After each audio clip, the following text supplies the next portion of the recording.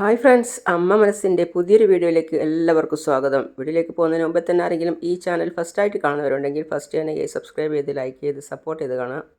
First തന്നെ കാണിക്കുന്നത് നമ്മളെ വാസുവിനെയാണ്. വാസു എന്ത് ചെയ്യണം ഏത് ചെയ്യണം എന്നറിയാതെ ഷെയ്ത്താനും കടലിനും നടുക്കായിപ്പോയി എന്നുള്ളൊരു പഴഞ്ചൊല്ലുണ്ടല്ലോ, അതുപോലത്തെ രീതിയിലാണ് വാസു ഇപ്പോൾ ഉള്ളത്. അപ്പോൾ വാസു അവിടെ പുറത്ത് സീറ്റ് ഔട്ടിൽ ഇരുന്നിട്ട് ആലോചിക്കുകയാണ് എന്താണ് ചെയ്യേണ്ടതെന്ന്. അതേസമയം മേഘ അങ്ങോട്ടേക്ക് വരികയാണ് വാസുവിൻ്റെ അടുത്തേക്ക്. മേഘയാണെങ്കിലോ അപ്പുറത്തും ഇപ്പുറത്തും കത്തിക്കുന്ന ഒരു രീതിയിലുള്ള ടൈപ്പാണ്. അതായത് വാസുവിനോട് മറ്റുള്ള കുറ്റവും ജാനകിയോട് വേറൊരു തരത്തിലുള്ള കുറ്റവും പറഞ്ഞിട്ട് രണ്ടുപേരുടെയും ഇടയിൽ കിടന്നിട്ട് അഭിനയിക്കുകയാണ്. വാസുവിനോട് എന്നിട്ട് മേഘ പറയാണ്, ഇത്രയും പെട്ടെന്ന് ഈ വിവരം അമ്മായി അറിയുമെന്ന് അമ്മാവൻ വിചാരിച്ചതേയില്ല അല്ലേ? ഞാനും സത്യമായിട്ടും ഇതൊന്നും വിചാരിച്ചില്ല അമ്മാവ. ആ ചന്ദ്രിക അമ്മാവനോട് നന്നായിട്ട് പകരം വീട്ടി. അമ്മാവൻ ആരുടെ കൂടെ പോയാലും അവൾക്കെന്താ? എന്തിനാ ഇത്രയും ദൂരം അമ്മായിയെയും കൂട്ടിക്കൊണ്ട് വന്ന് അമ്മാവൻ ജ്യോതിയോടൊപ്പമാണുള്ളതെന്ന് കാണിച്ചു കൊടുക്കണം? ഇതിൻ്റെയൊക്കെ ഒരേ ഒരു കാരണം അമ്മാവൻ ചന്ദ്രികയുടെ അച്ഛൻ മഹേന്ദ്രൻ അച്ഛനെ അപമാനിച്ചതിൻ്റെ പ്രതികാരമാണ് അവൾ ചെയ്യുന്നത്. അതിനാണ് അവളിപ്പോൾ പകരം വീട്ടിയത്. ജാനകി അമ്മായിയുടെ കാര്യം ഞാൻ നോക്കിക്കോളാം. അമ്മായിയെ ഞാൻ എന്തെങ്കിലും പറഞ്ഞ് സമാധാനിപ്പിക്കാം. ഈ കാര്യം ഇനി വലിയൊരു പ്രശ്നമായി തീരാതെ അമ്മാവൻ നോക്കണം. ജ്യോതിയിൽ നിന്നും എങ്ങനെ അകലണം എന്നല്ലേ അമ്മാവൻ ചിന്തിക്കുന്നത്? അമ്മാവൻ ജ്യോതിയിൽ നിന്നും എന്നേക്കുമായിട്ട് അകലേണ്ട കാര്യമൊന്നുമില്ല. കുറച്ച് ദിവസത്തേക്കൊന്ന് മാറിയെന്നാൽ മാത്രം മതി. ഭാരതിയുടെ വിവാഹവും ഞങ്ങളുടെ വിവാഹവും നന്നായിട്ട് നടത്തണം. അതിനുശേഷം ഞാൻ തന്നെ അമ്മാവനുമായിട്ട് സ്നേഹിക്കുന്ന ജ്യോതിയെ ഞാൻ തന്നെ ഒരുമിപ്പിക്കാം. മേഘ പറയുന്നതൊക്കെ കേട്ട് വാസു മേഘയെ തന്നെ നോക്കുകയാണ്. അപ്പോൾ മേഘ പറയാണ്, കുറച്ച് നാളത്തേക്ക് ഇതിനെ ഇങ്ങനെ തന്നെ വിട്ടേക്ക്, ഞാൻ നോക്കിക്കൊള്ളാം. അമ്മാവൻ അതോർത്ത് വിഷമിക്കേണ്ട. അത്രയും പറഞ്ഞുകൊണ്ട് മേഘ അവിടെ നിന്നും എണീറ്റ് പോയി. പിന്നെ കാണിക്കുന്നത് ചന്ദ്രിക ആൽത്തറയിൽ വിളക്കൊക്കെ വെക്കുകയാണ്. അതേസമയം വാസു ചന്ദ്രികയെ നോക്കിയിട്ട് അങ്ങോട്ട് വരികയാണ്. വാസു കുറച്ച് അങ്ങോട്ടും ഇങ്ങോട്ടൊക്കെ നോക്കുന്ന സമയത്താണ് ചന്ദ്രിക വിളക്ക് വെക്കുന്നത് കാണുന്നത്. വാസു പിന്നെ ചന്ദ്രികയുടെ അടുത്ത് പോയിട്ട് പറയാണ്, ഏയ് ചന്ദ്രികേ, നിൻ്റെ മനസ്സിൽ എന്താ കരുതിയിരിക്കുന്നേ? എന്താ കരുതിയിരിക്കുന്നേന്ന്? എന്തിനാണ് ജാനകിയെ ജ്യോതിയുടെ വീട്ടിലേക്ക് കൂട്ടിക്കൊണ്ട് വന്നേന്ന്? ഞാൻ നിൻ്റെ അച്ഛനെ അപമാനിച്ചതിന് പകരം വീട്ടാനാണോ അങ്ങനെ ചെയ്തത്? ദേ നോക്ക്, എനിക്ക് പണി തന്നതിന് നീ ജീവിതകാലം മുഴുവൻ വേദനിക്കും കണ്ടോ. എന്നെയും ജാനകിയെയും പിരിച്ചാൽ എളുപ്പത്തിൽ നിനക്ക് സിദ്ധാർത്ഥിനെ വിവാഹം കഴിക്കാം എന്ന് വിചാരിച്ചു കാണും അല്ലേ? നോക്ക്, അത് ഒരിക്കലും നടക്കാൻ പോകുന്നില്ല. സിദ്ധാർത്ഥിന് വിവാഹം എന്നൊന്ന് നടന്നാൽ അത് മേഘയുമായിട്ട് മാത്രമേ നടക്കൂ. എനിക്ക് ജീവനുള്ളിടത്തോളം കാലം നിനക്ക് സിദ്ധാർത്ഥിനെ കിട്ടില്ലടി. എന്നെ ചതിച്ചിട്ട് എൻ്റെ മോനെയും വിവാഹം കഴിച്ചിട്ട് നിനക്ക് സുഖമായി ജീവിക്കാം എന്ന് കരുതി അല്ലേ? എന്നെ ദൈവത്തെപ്പോലെ കണ്ടിരുന്ന ജാനകിയെ കൊണ്ട് നീ എൻ്റെ കരണത്തടിപ്പിച്ച് അല്ലടി. ഇനിയാണ് നീ ഞാൻ ആരാണെന്ന് അറിയാൻ പോകുന്നത്. ഞാൻ നിന്നെയും നിൻ്റെ അച്ഛനെയും വെറുതെ വിടില്ല. അപ്പം ചന്ദ്രികയുടെ കയറിയിട്ട് പറയാണ്, ഒന്നും മിണ്ടാതിരുന്നേ. ജാനകി അമ്മായിയെ ചതിച്ചതും പോരാഞ്ഞ് ഇപ്പം അതിനെ ന്യായീകരിച്ച് സംസാരിക്കുന്നു. ജ്യോതിയിൽ നിന്നും അകന്നു നിൽക്കാൻ ഞാൻ എത്ര തവണ നിങ്ങളോട് പറഞ്ഞതാ? നിങ്ങൾ കേട്ടോ? അത് ചെയ്ത തെറ്റ് ആവർത്തിച്ച് ചെയ്തുകൊണ്ടിരിക്കുകയല്ലേ? അതുകൊണ്ട് തന്നെയാണ് നിങ്ങളുടെ ശരിയായ രൂപം ജാനകി അമ്മായി അറിയണം എന്ന് കരുതി അമ്മായിയെ ഞാൻ അങ്ങോട്ടേക്ക് കൂട്ടിക്കൊണ്ടു വന്നത്. നിങ്ങളെ തമ്മിൽ പിരിക്കണം എന്നുള്ള ഉദ്ദേശമൊന്നും എനിക്കില്ല. നിങ്ങളെ തിരുത്തണം എന്ന് മാത്രമേ ഞാൻ ഉദ്ദേശിച്ചിട്ടുള്ളൂ. നിങ്ങളെ കാണുമ്പോൾ ഇനിയും തിരുത്താനുള്ള ഒരു ഉദ്ദേശവും ഇല്ല എന്ന് തന്നെയാണ് എനിക്ക് തോന്നുന്നത്. ചെയ്ത തെറ്റ് മനസ്സിലാക്കി അമ്മായിയോട് മാപ്പ് പറഞ്ഞ് അമ്മായിയോടൊപ്പം ഇനിയുള്ള കാലം ജീവിക്കാൻ നോക്ക്. ഏയ്, നീ എന്നെ ഉപദേശിക്കാൻ വരുന്നോ? നിന്നോ എന്ന് പറഞ്ഞ് ചന്ദ്രികയുടെ കഴുത്തിന് പിടിക്കാൻ വേണ്ടി പോവുകയാണ്. അപ്പോഴേക്കും ഇവിടെ തടഞ്ഞു നിന്നിട്ട് പറയാണ്, ഇതൊരു ക്ഷേത്രമായി പോയി, ഞാൻ ആരാണെന്ന് കാണിച്ചു തരാം എന്ന് പറഞ്ഞ് വാസു അവിടെ നിന്ന് പോവാണ്. പിന്നെ കാണിക്കുന്നത് ജാനകിയാണ്. ജാനകി മനസ്സിൽ ചിന്തിക്കുകയാണ്, ആർക്ക് വേണ്ടിയാണോ ഇത്രയും കാലം ജീവിച്ചത് അദ്ദേഹം തന്നെ വഞ്ചിക്കുമ്പോൾ എന്തിനാണ് ഞാൻ ജീവിക്കുന്നത്? ഈ വീട്ടിൽ നിന്ന് കഴിഞ്ഞാൽ മരിക്കാൻ പോലും ആരും സമ്മതിക്കില്ല. ഇങ്ങനെയുള്ള കാര്യങ്ങളോർത്ത് ഇവിടെ തന്നെ ജീവിക്കുന്നതിൽ നല്ലത് പുറത്തു പോയി വല്ല ആറ്റിലോ പുഴയിലോ ചാടി ചത്തേക്കാം. ജാനകി എന്നിട്ട് അവിടെ നിന്നും പുറത്തേക്കിറങ്ങി. അതേസമയം തന്നെ ചന്ദ്രിക അതിൽ ആറിയിട്ട ഡ്രസ്സൊക്കെ എടുക്കാൻ വേണ്ടി വന്നിരിക്കുകയാണ്. അപ്പോൾ ചന്ദ്രിക കാണുകയാണ് ജാനകി അമ്മായി പുറത്തേക്ക് ഇറങ്ങിയത്. ഈ ജാനകി അമ്മായി ഇപ്പോൾ ഈ സമയത്ത് എങ്ങോട്ട് പോവുക? കരഞ്ഞു ജാനകി അമ്മായി അവിടെ നിന്ന് പോകുന്നതാണ് ചന്ദ്രിക കാണുന്നത്. എന്നിട്ട് ചന്ദ്രിക പറയാണ്, അമ്മായി അങ്ങനെ ഒറ്റയ്ക്ക് ഈ സമയത്ത് എവിടെയും പോകുന്നതല്ലല്ലോ. എന്തോ അവിവേകം ചിന്തിച്ചെന്ന് തോന്നുന്നു. ജാനകി അമ്മായിയുടെ പോക്ക് ശരിയല്ല എന്ന് ചന്ദ്രികയ്ക്ക് തോന്നി. ചന്ദ്രിക എന്നിട്ട് വിളിക്കുകയാണ് പിറകിൽ നിന്നും, അമ്മായി, ഏയ് അമ്മായി എന്ന് വിളിച്ചിട്ട് ജാനകിയുടെ വീൽ ചെയറിൽ കയറി പിടിക്കുകയാണ്. അമ്മായി ഈ നേരത്ത് ഇത് എങ്ങോട്ടാ പോകുന്നേ? എന്നെ മരിക്കാനും സമ്മതിക്കില്ലേ ചന്ദ്രികയെ? എന്തിനാ എന്നെ എല്ലാവരും കൂടി ഇങ്ങനെ ദ്രോഹിക്കുന്നേ? എന്നെ വിട്ടേക്ക്, ഞാൻ എവിടെയെങ്കിലും പോയി ചത്തോളാം. എന്താ അമ്മായി ഇങ്ങനെയൊക്കെ സംസാരിക്കുന്നേ? തെറ്റു ചെയ്തത് അമ്മാവനാ, പിന്നെ അമ്മായി എന്തിനാ ഇങ്ങനെയൊരു തീരുമാനത്തിൽ എത്തുന്നത്?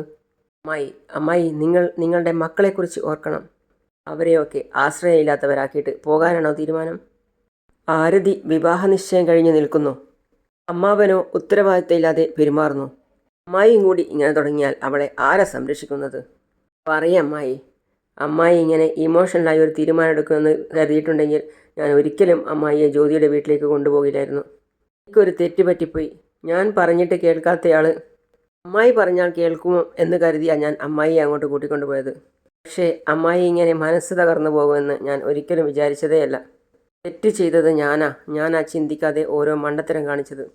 പിന്നെ ചന്ദ്രിക ജാനകിയെ പിടിച്ചുകൊണ്ട് പറയാണ്, അമ്മായി പ്ലീസ് അമ്മായി, ഇങ്ങനെയുള്ള തീരുമാനങ്ങളൊന്നും എടുക്കരുതമ്മായി. ഇങ്ങനെയുള്ളൊരവസ്ഥയിൽ ആരതിയോ സിദ്ധാർത്ഥ് സാറോ അമ്മായിയെ കണ്ടാൽ അവർ ഒരുപാട് വിഷമിക്കില്ലേ? കാരണം അമ്മായി തിരിച്ചു വരൂ. വേണ്ട ചന്ദ്രികയെ, എന്നെ വിടു ചന്ദ്രികയെ. ഞാൻ വരുന്നില്ല. അപ്പോൾ ചന്ദ്രിക, ഇല്ല ഞാൻ വിടില്ല. എന്നെ വിടു ചന്ദ്രികയെ, ഞാൻ വരുന്നില്ല എന്ന് പറഞ്ഞില്ലേ? പിന്നെ കാണിക്കുന്നത് മുത്തശ്ശിയാണ്, മാലതി മുത്തശ്ശിയെ. അവിടെ വന്നിട്ട് മേഘ പറയാണ്, ആ മുത്തശ്ശി, പറയും മേഘ. വാസുവിനെ 2 ദിവസമായിട്ട് കാണുന്നില്ലല്ലോ. ഇനി ആ ജ്യോതിയുടെ കൂടെ പോയി താമസിക്കുകയാണോ? അതെ മുത്തശ്ശി, ജ്യോതിയുടെ വീട്ടിലാണ് ഉള്ളത്. കാരണം അമ്മായി മുഖത്ത് പോലും നോക്കരുത് എന്ന് പറഞ്ഞിരിക്കല്ലേ. പാവം അമ്മാവൻ പിന്നെ എങ്ങോട്ട് പോകാനാ? മാലതി മുത്തശ്ശിക്ക് ദേഷ്യം വരികയാണ്. എന്താ പറഞ്ഞേ? പാവന്നോ? അവൻ ചെയ്ത പ്രവൃത്തിക്ക് വേറെ ഏതെങ്കിലും പെണ്ണുങ്ങളായിരുന്നെങ്കിൽ ആഹാരത്തിൽ വിഷം കൊടുത്ത് കൊന്നേനെ. നമ്മളെ ജാനകി ആയതുകൊണ്ടാ അവനെ വെറുതെ വിട്ടത്. ഈ ആണുങ്ങളൊക്കെ ഇങ്ങനെയാണെന്നേ. എൻ്റെ ജീവിതവും ഇങ്ങനെ ഒരുത്തനാണ് നശിപ്പിച്ചത്. മേഘ, മുത്തശ്ശി കഥയൊന്നും പറയണ്ട. അപ്പോഴേക്കും വാസു അവിടെ എത്തി. അപ്പോൾ മേഘ മുത്തശ്ശിയോട് പറയാണ്, മുത്തശ്ശി പറഞ്ഞ് നാക്ക് വായിലേക്ക് ഇട്ടില്ല, അതിനു മുമ്പേ അമ്മാവനിങ്ങെത്തിയല്ലോ. വന്ന് പുറത്ത് സിറ്റൗട്ടിൽ സോഫയിൽ ഇരിക്കുകയാണ്. അപ്പോൾ മുത്തശ്ശി പറയാണ്, എന്താ മേഘ, ആ ജ്യോതിയും ഇവനെ അടിച്ച് പുറത്താക്കിയോ? വെറുതെ ഇരിക്കും മുത്തശ്ശി. പിന്നെ അല്ലാതെ, ഇവൻ്റെ മോന്തക്ക് ഒരു ഭാര്യ തന്നെ അധികം, എന്നിട്ട് ഒന്ന് പോരാഞ്ഞേ ഒന്നും കൂടി വേണാത്രേ. പിന്നെ വിളിക്കാണ് വാസു, സുന്ദരി ഇതാ വരുന്നു സാറേ. സാറേ പറഞ്ഞോളൂ സാറേ. എനിക്ക് ഒരു കോഫി കൊണ്ടുവന്ന് തരാമോ? ഇപ്പോൾ കൊണ്ടുവരാം. അപ്പോഴാണ് ജാനകി ഓർക്കാപ്പുറത്ത് അവിടേക്ക് വന്നത്. ജാനകി അപ്പോൾ വാസുവിനെ കണ്ട് ഞെട്ടാണ്. മേഘയും അത് കണ്ട് എന്താ പറയാൻ പോകുന്നത് ചെയ്യാൻ പോകുന്നതെന്ന് നോക്കുകയാണ്. പിന്നെ ജാനകി വിളിക്കുകയാണ്, ആരതി. ആരതി. അപ്പം മാലതി മുത്തശ്ശി പറയാണ്, എന്താണെന്ന് നോക്കാം, വാ പോകാം. ആരതി, എന്തു പറ്റിയമ്മേ? ഇയാളെന്തിനാ ഇവിടെ വന്നിരിക്കുന്നേ? ഞാൻ ജീവനോടെയുണ്ടോ അതോ മരിച്ചോ എന്നറിയാനോ? ജാനകി, ഇയാളോട് ഇവിടുന്ന് ഇറങ്ങിപ്പോകാൻ പറ. അല്ലേ ജാനകി, ഞാൻ പറയുന്നത് നീ ഒന്ന് കേൾക്കടി. അപ്പോഴാണ് ആരതി പറയുന്നത്, നിർത്തച്ഛ. ചെയ്യേണ്ടതൊക്കെ ചെയ്തിട്ട് ഇങ്ങനെ പാവത്തിനെ പോലെ ഓരോന്ന് വന്ന് പറയാൻ അച്ഛനെ കാണുമ്പോൾ തന്നെ എനിക്ക് അറപ്പ് തോന്നുക. അച്ഛാ, തന്നോളം വളർന്ന മക്കളുണ്ടായിട്ടും എങ്ങനെയാ അച്ഛാ ഇങ്ങനെ ഒരു കാര്യം ചെയ്യാൻ തോന്നിയത്? ഞങ്ങളുടെ അമ്മയെ ദ്രോഹിക്കാൻ അച്ഛന് എങ്ങനെയാണ് മനസ്സ് വന്നേ? എല്ലാവരും അവിടെ നിന്ന് അത് കേൾക്കുകയാണ്, അതായത് മേഘയും മാലതി മുത്തശ്ശിയും ഒക്കെ. അപ്പോൾ വാസു പറയാണ്, അയ്യോ ഛേ, ആരതി ഞാൻ ചെയ്തത് ശരിയാണെന്ന് പറയുന്നില്ല. ആരതി അപ്പോൾ കൈകൊണ്ട് വിലക്കുകയാണ്. അറിയാതെ ഒരു തെറ്റ് ചെയ്യുന്നതും അറിഞ്ഞുകൊണ്ടൊരു തെറ്റ് ചെയ്യുന്നതും തമ്മിൽ വ്യത്യാസമുണ്ട്. അച്ഛൻ മറ്റൊരു സ്ത്രീയോടൊപ്പം ജീവിക്കുന്നു എന്ന് ആകാശിൻ്റെ കുടുംബം അറിഞ്ഞാൽ അവർ പിന്നെ എന്നെ മരുമകളായി സ്വീകരിക്കുമോ? മര്യാദയില്ലാത്ത അച്ഛന് ജനിച്ച മകൾക്കും മര്യാദ ഉണ്ടാവില്ല എന്ന് പറഞ്ഞ് അവർ എന്നെ ഒഴിവാക്കില്ലേ? വേണ്ടെന്ന് വെക്കില്ലേ? അച്ഛൻ എന്നോട് ശരിയായ സ്നേഹവും വാത്സല്യവും ഉണ്ടായിരുന്നെങ്കിൽ ഇങ്ങനെ ഒരു തരം താഴ്ന്ന പ്രവൃത്തി ചെയ്യില്ലായിരുന്നു.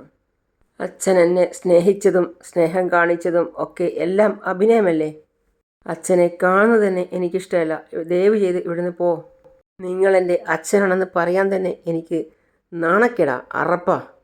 പിന്നെ ജാനകി പറയാണ്, എൻ്റെ മോളുടെ ജീവിതം പോലും നശിപ്പിച്ചല്ലോടാ മഹാഭാവി. വേഗം ഇവിടെ നിന്ന് ഇറങ്ങിപ്പോ. ജാനകിയും ആരതിയും ഒരുപോലെ കരയാണ്. എൻ്റെ കൺമുന്നിൽ പോലും കാണരുത്, പൊയ്ക്കോ ഇവിടുന്ന്. മേഘ പറയാണ്, അമ്മാവൻ റൂമിലേക്ക് ചെല്ല്. എന്തിനാ മേഘ റൂമിലേക്ക് പോകാൻ പറയുന്നേ? ഇനി ഇയാൾക്ക് ഈ വീടുമായിട്ട് എന്താ ബന്ധം? ഉടനെ ഇവിടെ നിന്നും ഇറങ്ങിപ്പോകാൻ പറ. അമ്മായി, വാസുവമ്മാവൻ ചെയ്തു പോയ തെറ്റൊക്കെ മനസ്സിലാക്കിയാണ് വന്നിരിക്കുന്നത്. ഇദ്ദേഹത്തോട് പുറത്തു പോകാൻ പറഞ്ഞാൽ എവിടേക്കാണ് പോവുക? മേഘോ, എവിടെയെങ്കിലും പോയി തൊലയട്ടെ. പക്ഷേ ഇയാൾ ഈ വീട്ടിൽ നിൽക്കാൻ പാടില്ല.